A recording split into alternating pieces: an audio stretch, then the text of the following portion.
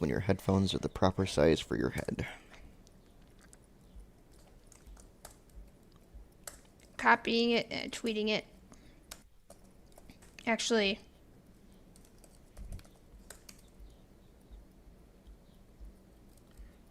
here, you know what, Michael?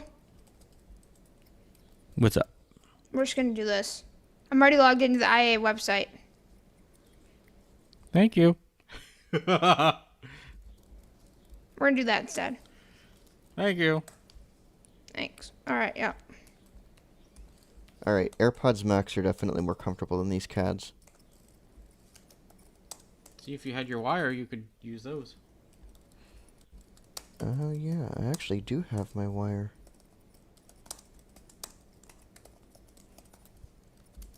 If I do that, though, I'll end up going upstairs. But I've already set this stuff up, so... And we're already live, so...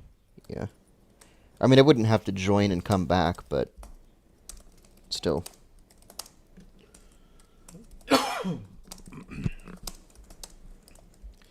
All right. Oh, I got a full screen and everything, so we're in good shape. Fancy. Indeed. Yeah, I do still like these CADs, though. I'm glad I have them. Testing 1, 2, 3. Testing video. I have to look off to the side. Let's see.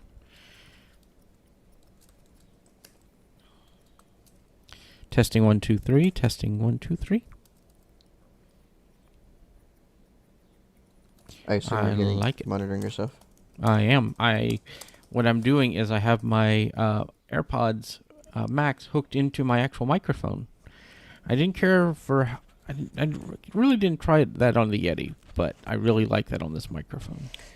The thing I don't remember liking about the Yeti as a sound card is I feel like it added some extra bass that wouldn't normally exist. Like, I feel like it had more low end than it should have when plugging headphones in. Right.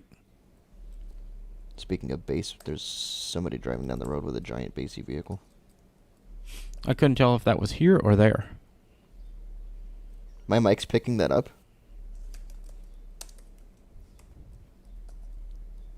That boom. Yeah. Yeah. It's probably definitely picking up because we have a window, the glass panels in our front door, and it's probably definitely picking up the bass vibrating. It's the glass. very bassy coming through my AirPods. Wow. Okay. And like a really low bass. Mm-hmm. Could switch to the Mac mic. How's it going, Taylor? I'm almost gonna publish this. Cool.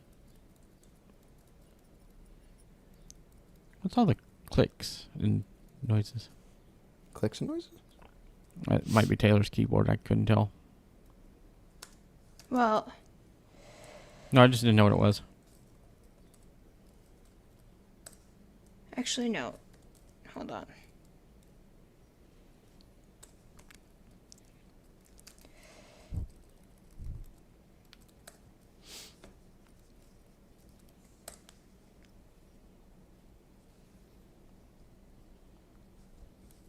Okay.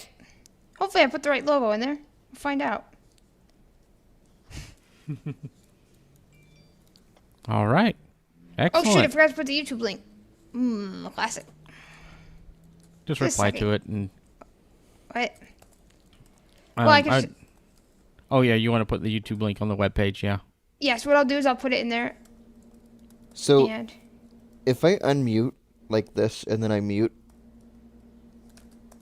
do you guys actually hear when I'm muting and unmuting, or is it doing No. it smoothly? Okay, good.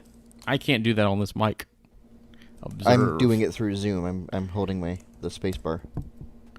For one thing, it's all these mic noises as I try to do this, and then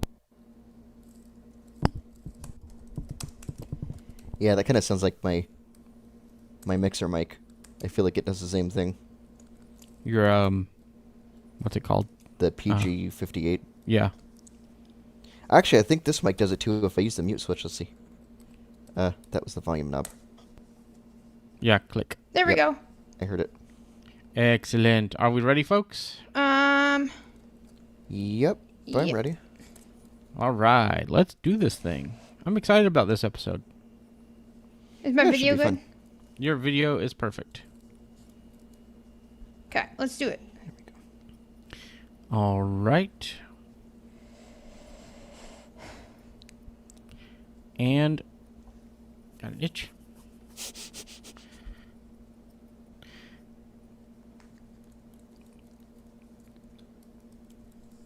And 3, 2, 1.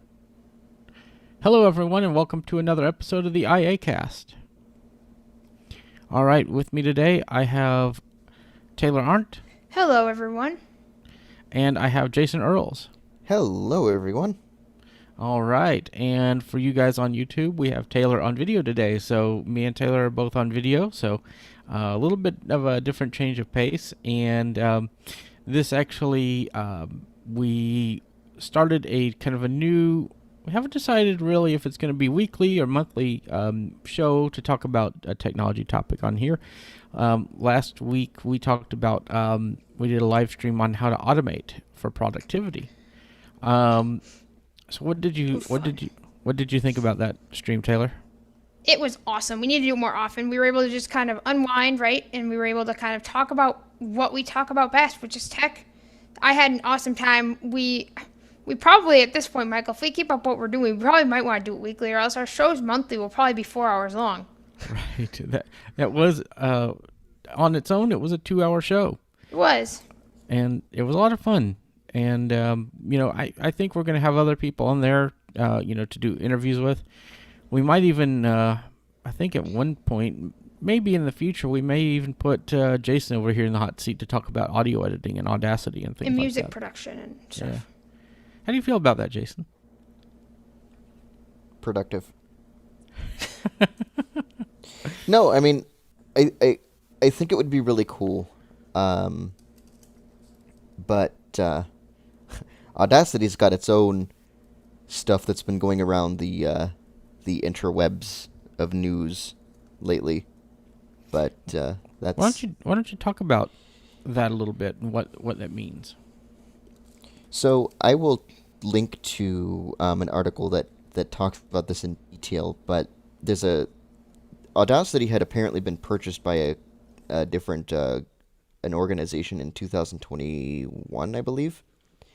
I do not remember what the organization is called, but one of the things about Audacity is that for 20-something years, it has been open source and it has been able to be forked and all this stuff, and that's still the case.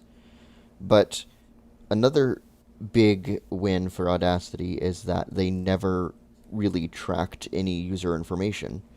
And this company had updated Audacity's privacy policy, basically saying that they were going to start collecting some user information and stuff that they would then be able to submit to law enforcement and stuff. And the policy itself was very vague. And these changes aren't going to take effect until Audacity version, I think, 3.3. I believe we're on 3.2 now. But it had a lot of people in a bit of an uproar. People were saying on various sites that Audacity was now spyware and that you should uninstall Audacity. The privacy policy has since been updated to be a little more clear. From what I have seen, it doesn't look like it's any different than basically any other app out there. It doesn't really seem all that scary to me personally, and I'm still going to continue to use Audacity because Audacity is the best software for my purposes right now. So, like I said, I will post a link to an article talking about the issue more in depth here, but it's it was definitely one of the definitely a headline grabber, seeing stuff like Audacity spyware. So Yeah, that's pretty crazy. It is. And it's interesting because we have a lot of things that are going on right now that are very controversial, like this whole thing with Windows. And if people haven't been keeping up with the news, you might want to. Yeah. Microsoft has released the first and second now versions of Windows 11 developer preview. And I'm fearing for my gaming computer's life because on the first build was pretty good. It was. And Taylor had to roll back to Windows 10 because the second one caused some problems. You want to talk about that, Taylor? Oh yeah, we had a fun time on Friday. Basically, I was like, why can't I do anything? It was hard for me to code. It was hard for me to do anything in this terminal. I was like, this is gonna be fun. And then I told Michael, I'm like, well, I checked Twitter. I'm like, there's a new build out. Michael's like, oh, you probably have it. So sure enough, I do a WinVer, which will allow you to check your current version of Windows. And I'm like, huh. I think it just updated without me knowing it. Classic. So that whole day I was struggling. Then I downgraded, to Windows 10, and I didn't have any of those issues because I'm not sure if it was something with the processor of this computer or whatever. But NVDA was like hanging and freezing, and it was a fun time. And Alt Tab wasn't working. It was a nightmare. Yeah, I was causing some hanging, and these things can be. I thought when she would roll back, it would have gone back to the previous version of Windows 11, but nope, it went all the way back to Windows 10. Yep. So, Jason, what are your thoughts on Windows 11? We used a for our last episode. We did a crossover with Taylor's Tech Talks YouTube for to talk about Windows 11, and so.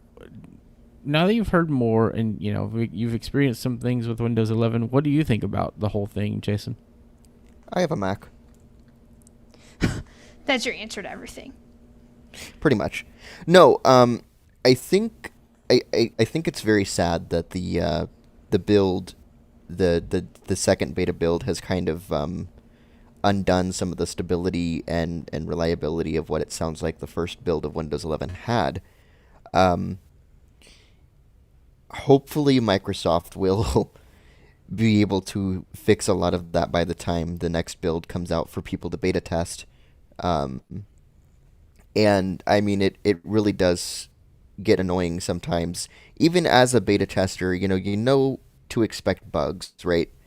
But and you know the risk when, especially if you are one of these people who put, as I am, the betas on their primary devices. I do it for two reasons. One, I don't have any secondary devices, and two, I feel like if I did, I would just use the primary device anyway, and I wouldn't actually use the beta. But anyway, nonetheless, knowing to expect bugs and actually being faced with those bugs can be just annoying, and it really kind of is a bit of a bummer, especially when it starts affecting your ability to do your work. And then you're faced with having to downgrade and stuff. So I really hope that for the sake of people who are beta testing Windows 11 and whatnot, that Microsoft does get its act together. I guess, I wonder, Taylor, did you downgrade using the, because Windows 11, I guess, is going to have a 10-day grace period when people update. That will then allow you to revert back to 10. So is that the mechanism you used, or did you end up, doing a full-on reformat and reinstall of Windows 10 that way? No, I went into rollback. It said rollback. Okay. But it's been more than 10 days since I have Windows 11, or is it 10 days after the next build? It might be on an individual build basis, but my understanding was it was 10 days after Windows 11 ends up being upgraded from Windows 10. Right. Because I had Windows 11 for more than 10 days, right, Michael? I'm sure, right? I believe so. Now, one of the things, we were going through it, and interestingly, on my computer, I could type in different things like Windows Update or different things like that. And on Taylor's, that wasn't working. So even typing rollback would bring up Edge, and that should not work. That should not happen. And now the button that I saw, and hopefully, we had probably the option to go back to the previous build, but the only one I saw was go back, and I bet that had to do with Windows 10. So my apologies, Taylor, on that. Well, it's fine. Honestly, it's kind of working a lot better right now. I don't really want to mess with it just because I need my computer to get things done. Right. So either way, probably going back to 10 on your primary computer was probably the best, idea there. And honestly, now that, and I think I said this in the cross show, but I don't actually know that I will be able to try Windows 10 without buying a new PC. Windows 11? Windows 11, without buying a new PC, because my particular PC is from 2013, and it has an Intel i5, I think, in it. Probably 4th generation i5 or something like that. Something like that. I think it's running at like 1.6 gigahertz, but it's still,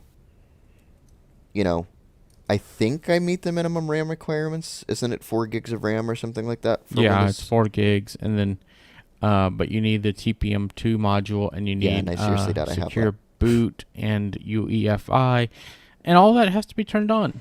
That's a lot. Yeah, it is. And some people are saying, the Mac has all those things, but it's not turned on. So it'll be interesting to see if Apple or Microsoft makes allowances for that to work. Yeah, that really will be interesting. I'm actually really excited about the developments in Windows on ARM. Not because I want to install Windows on my Mac, but there are plenty of people that have M1 Macs that would want to install Windows on their Macs officially through like Boot Camp or whatever. Mm-hmm. So it'll be very interesting to see if Apple can bring Boot Camp back in the future for the Apple Silicon Macs and Windows on ARM. Yep.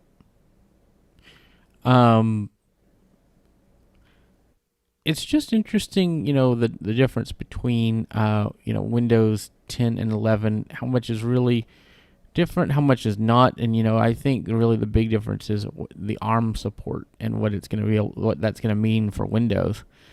I kind of wish that there were not so much animosity between Microsoft and Apple.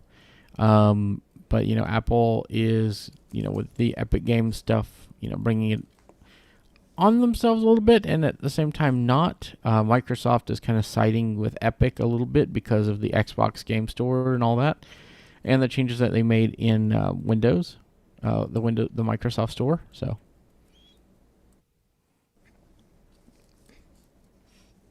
yep. Man, we actually, it's been a few weeks since we did an actual show. Did we get anything else that happened, Jason? Am I missing any other really good news? Honestly, well, I mean, I guess if you wanted to talk a little bit about I was a little bit surprised about this. Nintendo announced a new version of the Switch, and it looks like the only major changes to the Switch are that you can get a dock with Ethernet port on it now, and it's going to have a slightly bigger display with OLED and more storage, but it's going to have the same CPU, it looks like, and everything else. So I'm really kind of surprised that they didn't actually change the CPU in the Switch, because I feel like there's some games that would be able to benefit from it. I won't lie. Heavier games. I won't lie. I would love a Switch with an OLED display. That would be so amazing. I have a Switch. I have a first generation Switch. There are now 3 generations of the Switch. The first one had a very low powered processor. The second one upped that, and this one just upped the screen. So it's very interesting. And I'm wondering if the build quality on this new one's a little bit better. But I have half the mind to get that for myself for my birthday. That would be an awesome birthday present to myself in November. That'd be cool if Nintendo did like a a trade-in program like Apple. Although I guess you could get it from like someplace like Best Buy, and they would be able to do a trade-in, wouldn't they? And GameStop, yeah, And they GameStop, usually yeah. do. Yeah. So. So there's that at least. All right. So I want to mention one thing, and we'll go ahead and move on to our main segment after this ad. We are back on the iACast network is back on Patreon, and we are going to be offering a few different tiers of for patrons, and we will have a few modes. We'll talk about those as they become available, but the first tier at $1 will be to yet again get access to all of our outtakes. All of our 2021 outtakes are on Patreon, and they don't happen as often as they used to, and I don't know why. We used to have so many, and they were so funny. They really I don't were. know. I know, it's like we're getting better at this or something. Or it could be the people. We're on too the good. show. We're too good. Or either that, or we just talk about boring stuff now compared to what we used to. I don't know. It just, the outtakes were great. They were hilarious, and We still have a few good ones in there. Oh yes.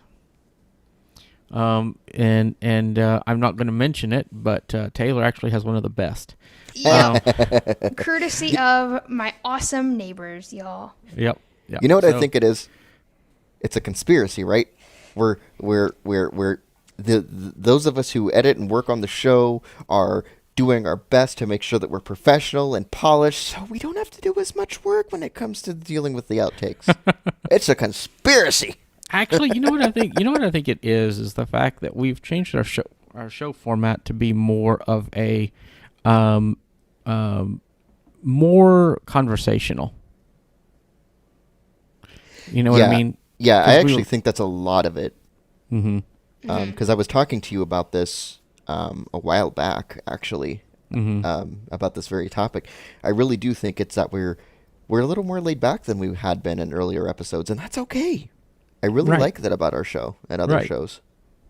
Right. Which brings us to our next topic.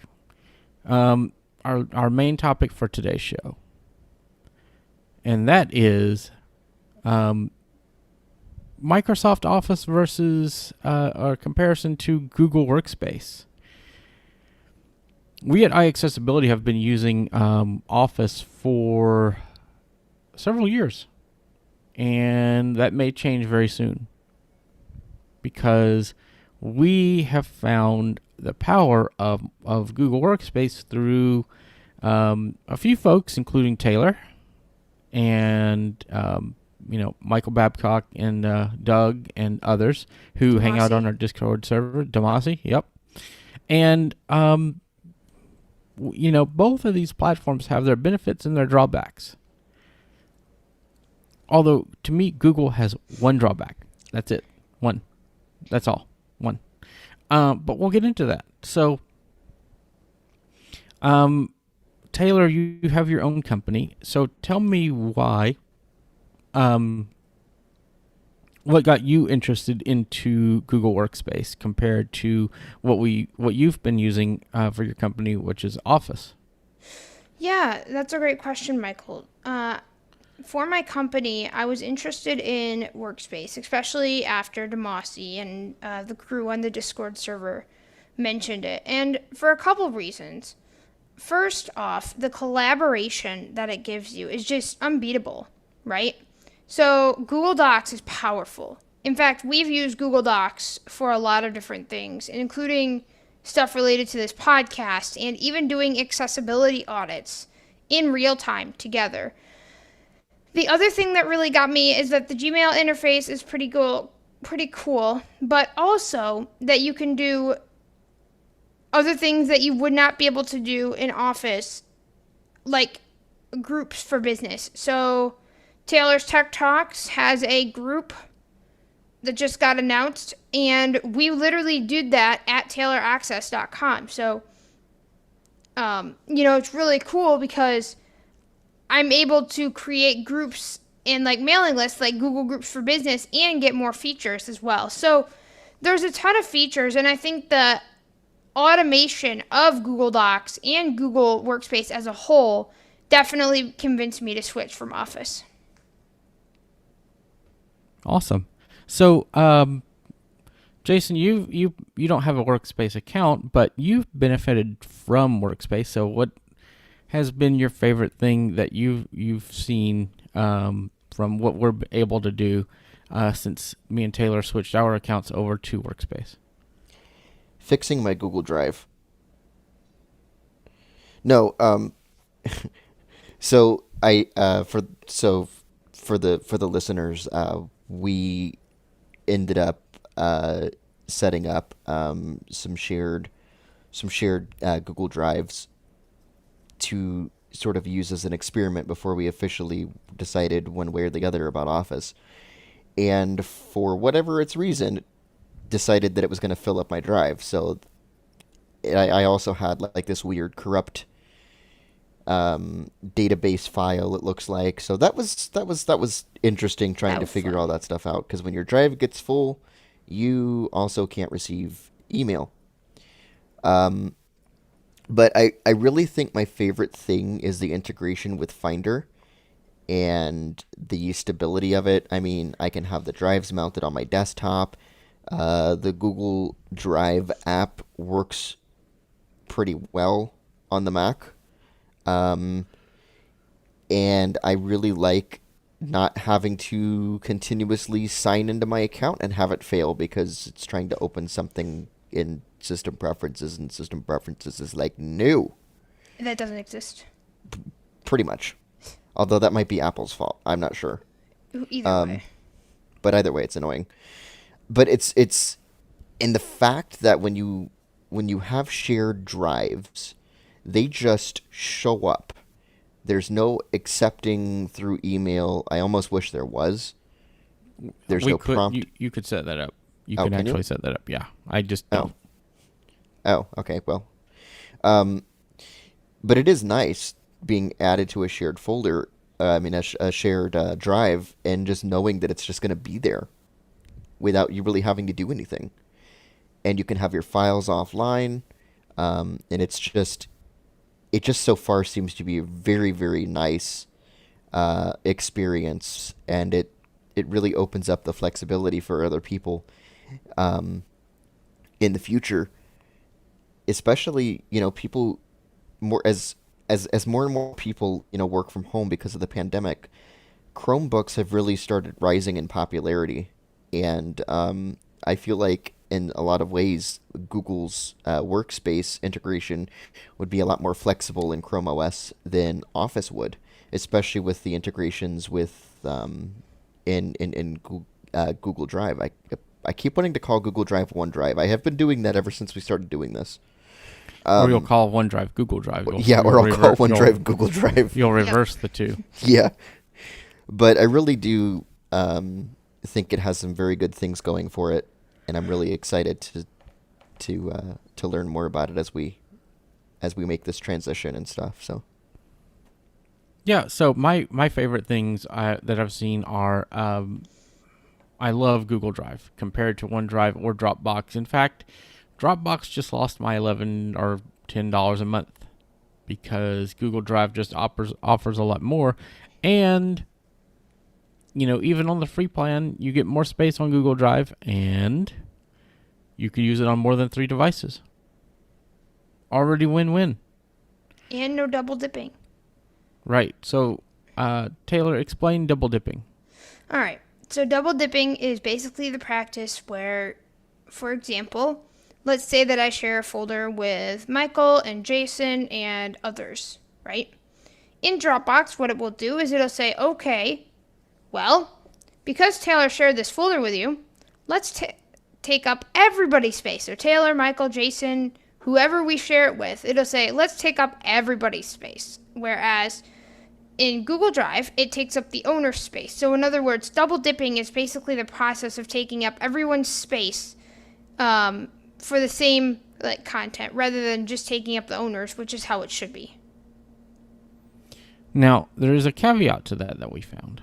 If If you're using personal Google Drive and you don't set up shared drives, then anything that a person changes on a shared folder, not a shared drive, but a shared folder, will take up that other person's space because they made changes to that file. Right.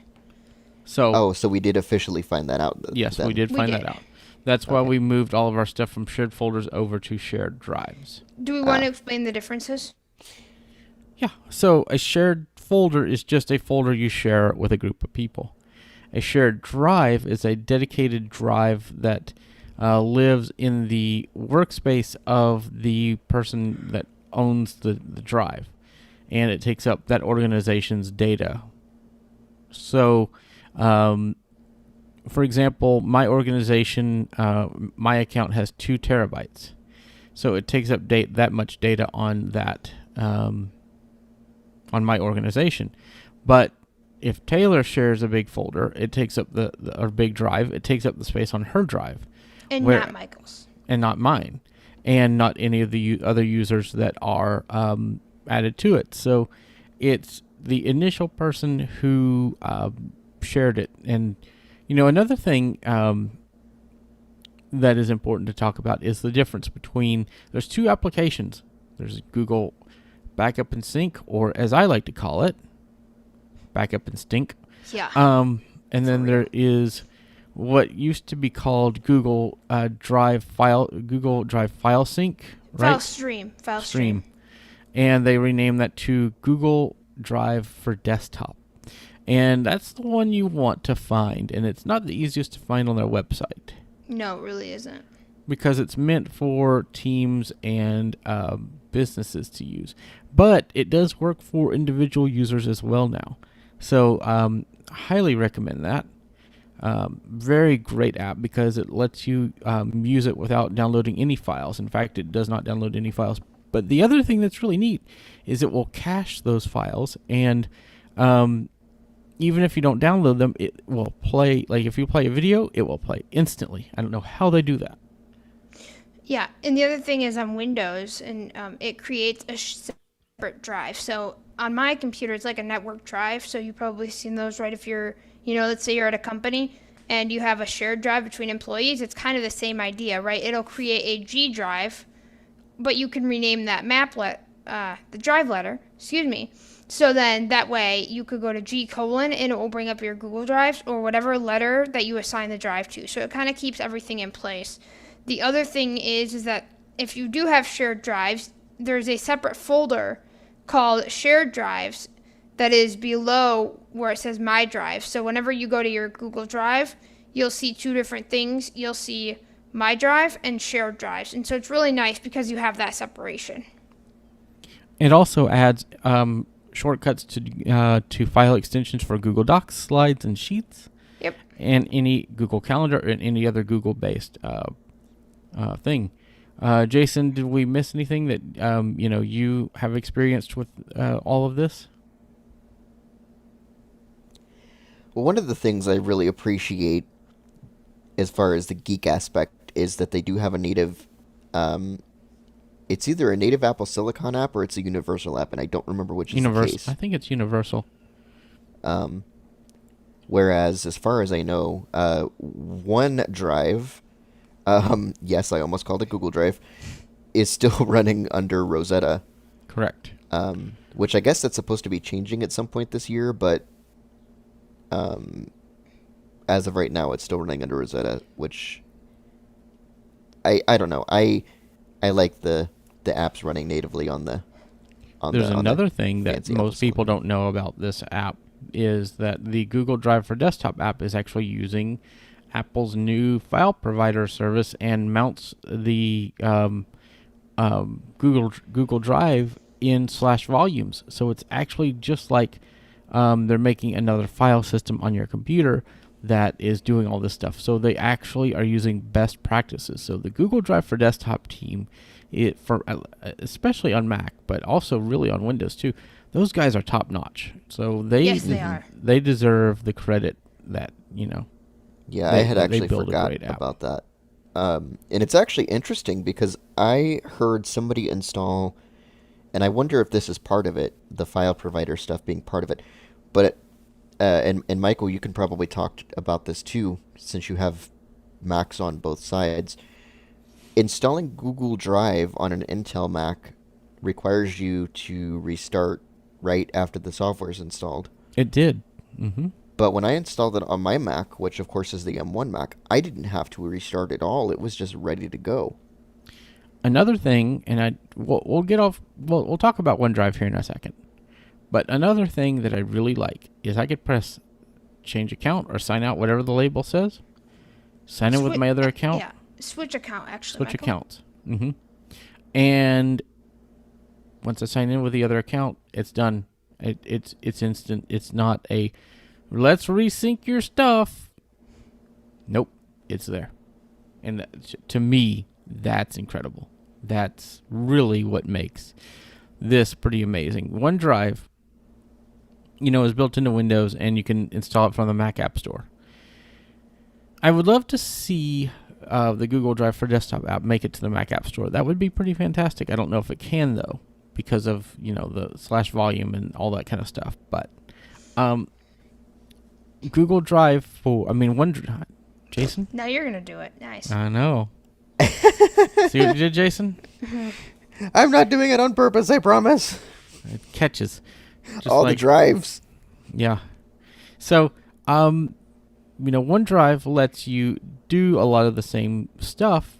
It has files on demand. You can do all those things, but I feel like you, especially with Microsoft 365, you can buy more storage, but all the plans, even the enterprise plans, start at 1 terabyte. Yep. All of them. Now, granted, their plans start at $6 a month or $7 if you pay monthly, and you get 1 terabyte with that. Whereas to get the 2 terabytes, you have to go up to 12 with Google, and the $6 plan is 30 gigs. But you get a lot more with the Google side. Now, back to OneDrive. If you want to do a lot of the shared stuff that we've talked about with Google Drive, you have to use SharePoint, and their shared folder support is not nearly as comprehensive as Google. Another thing is, unless I don't know how to turn it on, which is a problem on itself, OneDrive does not let you share outside of your organization. At least not easily. Right. You might be able to do it, but we had a hard time setting that kind of stuff up. Where with Google, hey, are you sure you want to do this? This person is not in your organization. As long as they're with a Gmail account and, they can log into it, you can share with whoever you want, even if they're not a workspace user.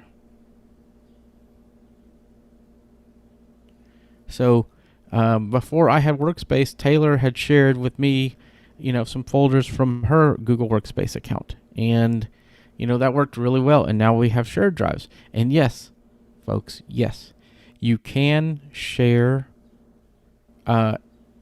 drives with personal Gmail users. Yes, but you cannot create them with personal Gmails. Right. At this time. Right. Since they are rolling out recording. Since they are rolling out more workspace features for individuals, we'll see if that stays the same. But at least this time. I really can't say, comparing the two of these products, the clear winner here, in my view, is Google Drive. Can anybody argue the counterpoint? Is there a way that you feel that OneDrive does beat Google Drive here? Because even the Files app integration for iOS is pretty fantastic for Google Drive. I will say that it seems like, and maybe this is all in my head, but it seems like OneDrive actually synchronizes quicker than Google Drive does. Or maybe it's synchronizing multiple files at a time, where I think Google Drive synchronizes one file at a time. Although I might be wrong on that too. Oh yeah, it is 3 files at a time. But other than that, I can't really come up with anything. Now, Dropbox. Too Too many programs. Too many drives. Yeah. Dropbox has this neat little thing where you can, me and Taylor were working in Xcode. And as one of us was typing in Xcode, it would update, which was pretty cool. So I have not seen that work with Google Drive. So that's one, comparison there. Let's talk about email. Microsoft has their very proprietary Exchange, while Gmail has the very popular Gmail, right? So they both have their strengths and weaknesses. I think Gmail's actually using IMAP, isn't it? Yes, it does. Gmail for Workspace used to use ActiveSync. It was called Exchange ActiveSync, I believe, and I don't believe that they're using that anymore. But No. even though Gmail uses IMAP, it's still very powerful, and you could do a lot of the same things, but you don't get a lot of the distribution list capabilities that you get with. There are certain things that Outlook can do as far as what people are used to in work environments. It works slightly different on Gmail, but they all have very similar features, except for, like we talked about earlier, Google Groups for Business, and that's an amazing feature. So you could create groups that are public, private, or just organization-based, and there's nowhere near the support for that on the Microsoft side. So, Taylor, let me ask you this: what email provider?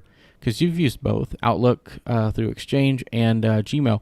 What email provider have you liked the most, and what is your favorite parts on the one that you like the best?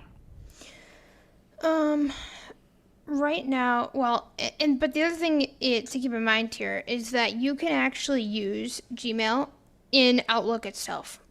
So I just want to throw that in there before, I say what I'm going to say, right? You can still use your Gmail account in the Outlook apps. In terms of which one do I like the best? I mean, they all have their strengths and weaknesses, but what I would say from a company perspective, there's more pros for me to go with Gmail just because of the integrations, right? There's add-ons that I can integrate with, and the collaboration features, and the Smart Compose, where it will give you suggestions for replying to emails. All those features make Gmail a much wiser decision from a company perspective, at least in my view in my company. And I'll just disclaimer this by saying that everybody's company and everybody's needs are different. But what I would say overall is that Gmail, if you're running your own business and you're an entrepreneur, would probably make the most sense. But again, it all depends on what you're doing. However, you do not get the desktop apps with that. So I just want to make that clear. But there are ways to circumvent that. You could just get a personal Office subscription instead, so that way you can get your Word and Excel and whatnot. But honestly, I'm starting to love Google Docs a lot more now. Yes, and Google Docs even has an offline mode that you can run, and there's native apps for iOS and Android and Chrome, and I guess technically Chrome OS, but there's the web browser versions of those as well. Yes. I'm a big fan of those. But going back to email, I really feel like email through Exchange is really good if you're looking at the enterprise world, right? Yep. It just works really well with if you have a huge team and you want to work that in all and be integrated into the Microsoft environment. Jason, what are your thoughts on the email portion of this? I know you have a personal Gmail account, but they're not much different. So compared to Workspace, so what are your thoughts? I think that, again, I don't know how much of this is being caused by Apple, how much of this is being caused by Microsoft, but I will say that I have not had nearly as many problems staying signed into my my Gmail account as I have my Exchange account, which I was switching devices to be on the show so that I could be on my Mac, and I had forgot that currently I'm still not able to receive emails from my Exchange account on my Mac, which means I had to pass the Zoom link around in order to get the link to my Mac. Um, and I wouldn't have had that problem with my Gmail. It would have just gone through. So I've got to give it to Gmail really. Um, and I just I it's just been more reliable. So Now we're going to skip sheets and slides or Excel and PowerPoint on this comparison today because I feel like we could go on for a long time on every service that is offered by both of these platforms. So we'll look at Google Docs. Okay. Compared to Word because that's what people work in the most, right? So I've been a Office fan for a very long time. I grew up using Office, Word, Excel, PowerPoint, all those programs, Outlook. And I still love Microsoft Outlook. That is my favorite email client. But I must say that I've been working with Google Docs with Taylor on some projects. And it is very different from what I thought it would be. Especially because there's add-ons to do stuff like convert to Markdown or post to WordPress and much more. And not even that.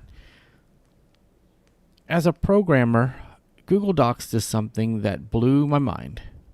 And I'm not kidding when I say that. As I was typing, Google Docs was using AI to try to predict what I was typing. And believe it or not, it was pretty accurate. Oh, yeah. And you can just press tab to have it auto-complete what you're trying to type, just like as if you were getting code completion in writing code. That blew me away. Plus, also observing, whenever I was making edits and selections and things like that in Google Docs, and Taylor was able to hear those things with a screen reader. I mean, okay, it would have been great if she knew. Okay, I changed a line to say this instead of that. That would be awesome. But she knew I was selecting text. She knew all different things that I was doing in that document. That is quality. And I know Word has some collaboration features and things like that, but there's nothing near that quality in Microsoft Word. At least that I've found. Now, if somebody can prove me wrong and they can say that these programs all have parity, that's great. But I have not seen it. And I like one of the neatest things that you can do, and Taylor, I don't know if you use this or not. If you want to start a new Google Doc, you just go to document.new on your web browser. Oh, I forgot about that. Mm-hmm. And you get a new document. And I believe you could do sheet.new and slide.new or something similar. Mm-hmm. That is so nice. I keep forgetting about that, but I need to use that more because I got to go create a new document. Mm-hmm. So nice. I just did it right now. So, go ahead, Jason. What are your thoughts? So the nice thing, too, you were talking about collaboration announcements and whatnot, is you can basically get the same announcements across all the things. Like, back when I had my Pixelbook, I did a little bit of stuff with Google Docs. I haven't used it much since, but I remember seeing pretty much the same set of announcements that I could configure somewhere in accessibility settings for Google Docs on iOS, on Chrome OS, on Android, I think, and on my Mac. And getting those announcements read to me in pretty much the same way, in the same, format, was kind of nice because, you get used to the way the announcements are read on, say, Chrome, and you go to another operating system, you just don't have to think about it as much since the announcements are the same, and it's something that's pretty kind of cool. And you can set, I think, the verbosity of the collaboration announcements and stuff in accessibility settings, so you can control, at least to some degree, what announcements you receive and what announcements you don't. And I find that amazing. Yeah, and it's a very similar experience. And there's even a screen reader or braille mode in Google Docs, right? Which I And highly recommend you turn on, both of those, screen reader and braille. so, Taylor, can you explain those modes? Yeah, so when you're doing Google Docs, and guys, if you're feeling a little overwhelmed about this, don't worry, because Taylor's Tech Talks has a demo about this. We did a live stream on the iAccessibility channel on Tuesday, I think, right, Michael? Tuesday or Wednesday? I think it Yeah, was Wednesday. we actually did a Google Docs demo, and the video itself of the Docs demo will be out later this week on Taylor's Tech Talks. So, the different modes, real quick, are screen reader and braille. So, screen reader is basically going to help optimize Google Docs for screen readers. And that's kind of really what it does. So, you press Control Alt Z or Command Alt Z on Mac, and you'll hear your screen reader say screen reader mode enabled. Braille mode, on the other hand, I don't know why they call it Braille mode, but honestly what it does is it helps to make the editor, well, I guess I'm not really writing code, but it helps to make the document read and respond a lot faster, and it also can help with performance if you are doing Braille in Google Docs. So if you want to turn on Braille support, you can go to the accessibility settings in Google Docs. And once you do it for once, it will save that setting universally. You only have to do it once per account. I really love that. And yeah, so both Google Docs, screen reader, and Braille support, I would highly recommend turning on. Excellent. So, there's some amazing features in Docs, and I will say. Now, let me ask you this: with screen reader mode, do you have, once you do the keystroke to turn that on, do you have to re-enable that every time, or is it automatically on? No, anytime I do it, it's automatic. So that's also the same with Braille mode. Excellent. Okay. Jason, isn't that the same keystroke as ChromeVox? Is it? It is, actually. Huh. Unless That's they've funny. recently changed it. As far as I know, it is still Control-Alt-Z, so I wonder then if screen reader mode automatically gets enabled for you when you're using it on a Chromebook. I don't know the answer to that. I never thought about that. So that would be very interesting to find out. Or what happens if you have ChromeVox installed in your Chrome instance? Well, there is... Oh, that's true. I forgot you can install it in the Chrome browser, at least. Is it still available for the actual Chrome browser? I thought it was. I think so. Pretty sure. Yeah, that'd be interesting to see. Because ChromeVox does have a pass-through mode. I don't remember right now off the top of my head how to enable it. So that you could pass through keys to your application. I think it has a pass-through mode. I think it might be ChromeVox Escape. I don't remember. But I do believe it has one, so you may have to do that in order to enable screen reader mode if it doesn't enable for you for Docs. But yeah, I bet it does if you have ChromeVox and interesting. you're using that, yeah. Yeah, maybe. So, the difference is, in Office we have, Narrator, we have JAWS, and we have NVDA that just work with these programs out of the box. I guess that's one difference, is since we have native apps, we can do that. But the other problem is, and I know they're working on it, but the accessibility of the Office web applications, meh. Lacking. Yeah. Yeah, very meh. I know they're planning to make them better, and if they haven't already, but I feel like Google really has done it right with these programs. So, yeah, Google Workspace. Highly recommend check out some of those features. I really do like that the spelling and grammar check and the predictive modes that they have. Yes. You could even get, I don't know why you'd want to do this, but you could even get add-ons for coding where you could actually write code in Google Docs. I could see that though in some situations, like if you're doing a code interview, like if you have to do whiteboards, obviously those aren't really accessible for us blind people. So what some of us have done, I was at my other university job, and we had to try to make coding interviews accessible. What we were able to do is use Google Docs, and because obviously you don't have all your code suggestions, right? But that is a good way to circumvent the code interview whiteboard problem, where blind people can't type code on a whiteboard. Exactly.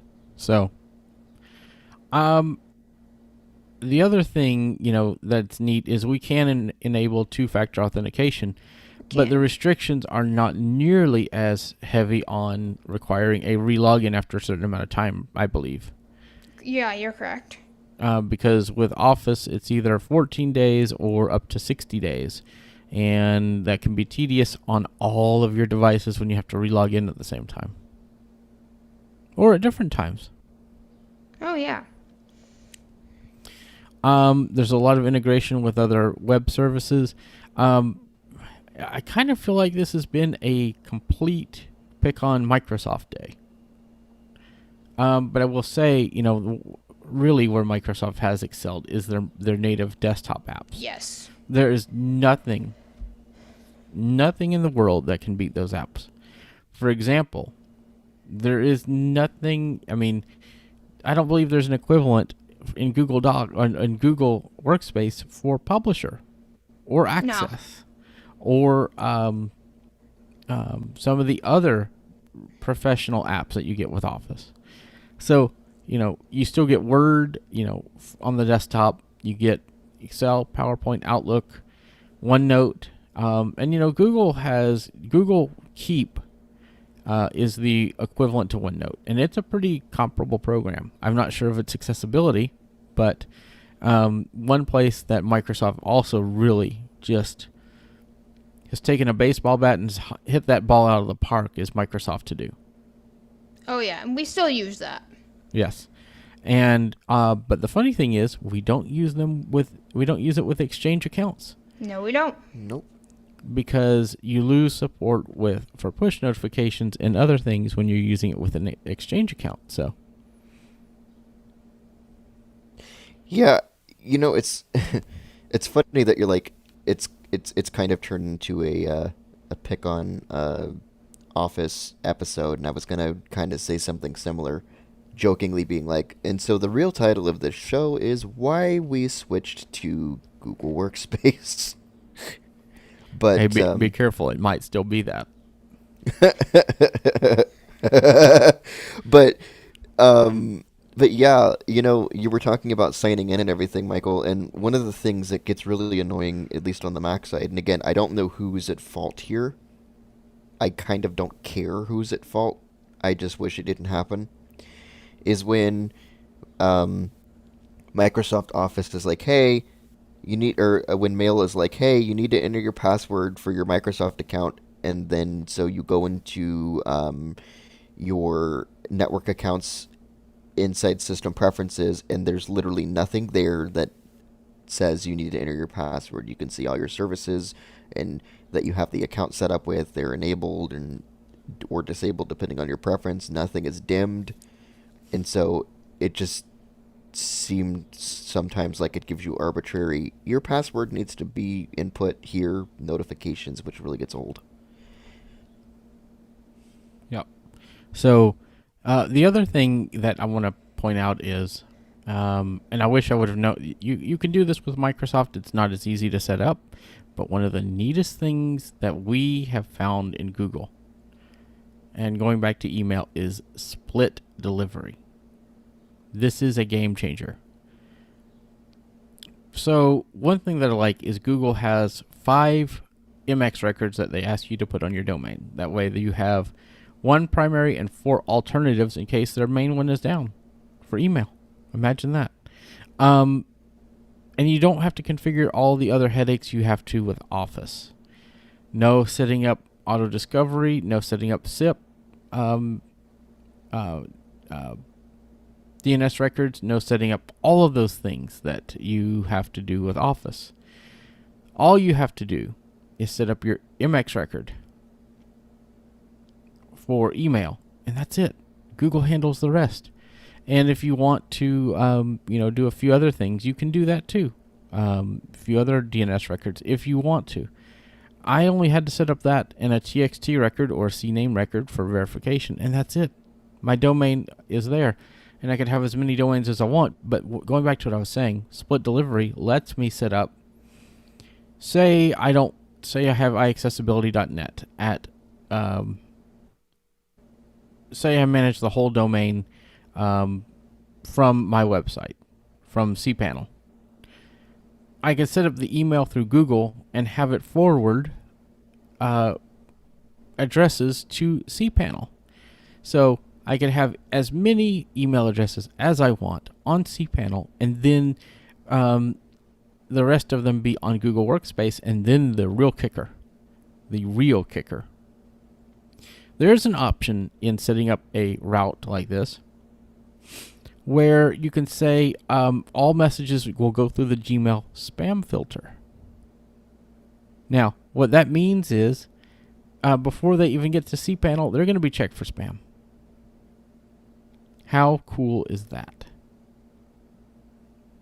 So, you have a lot more options, I feel like, and it's easy to set up. You don't have to worry about Azure Active Directory. You don't have to worry about all those complicated things that you do on the Microsoft side that I had to set up to get Office the way I wanted to for our users. And that's another thing. Our bill is going from, 15 Office users to 1 Google user, and everybody else can use their cPanel or personal Gmail accounts. It's that simple. So, yes, this has been a pick on Microsoft episode, but I still want to reiterate the desktop apps are worth buying. So if you could buy those yearly, get the family plan, get 5 licenses, and, you get a lot there. I think each person gets a license, and it's not, I think, $150 for the family, or maybe $99. I don't remember. It's worth your time for Office to get those applications. So, do you guys have any final comments before we wrap up today? No.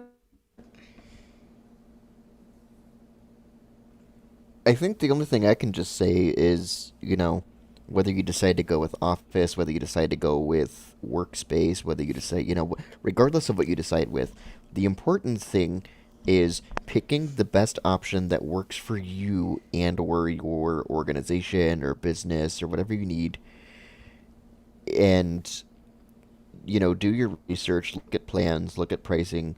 Basically with anything else, it's just like buying, a computer, kind of, right?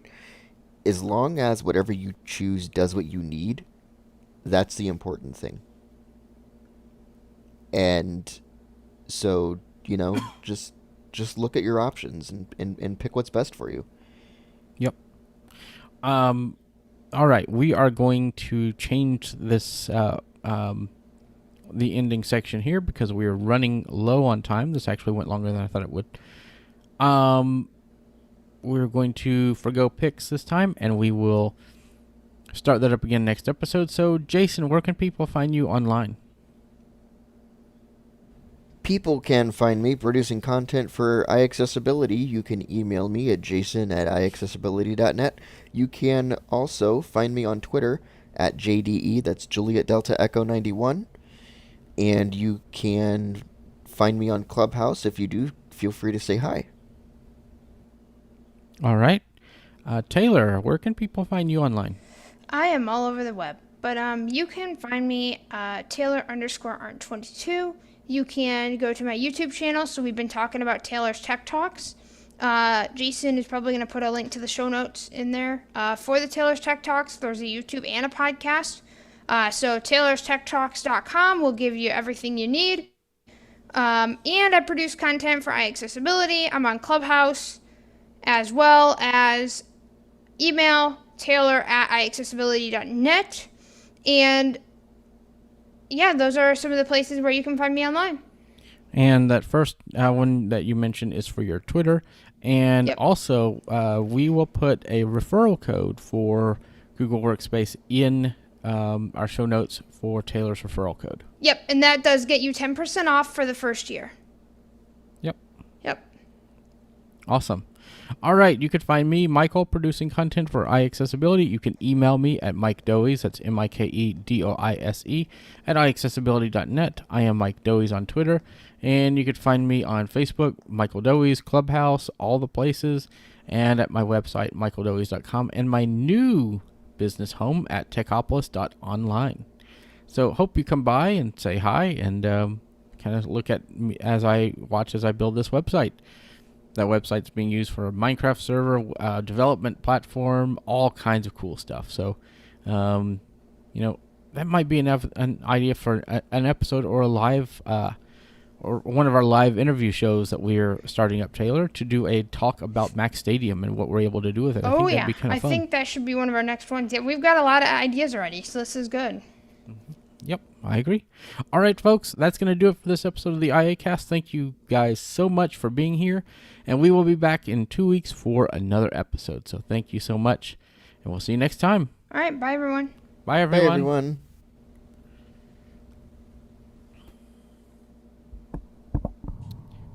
Give me just a second, folks, and I'll take down the stream.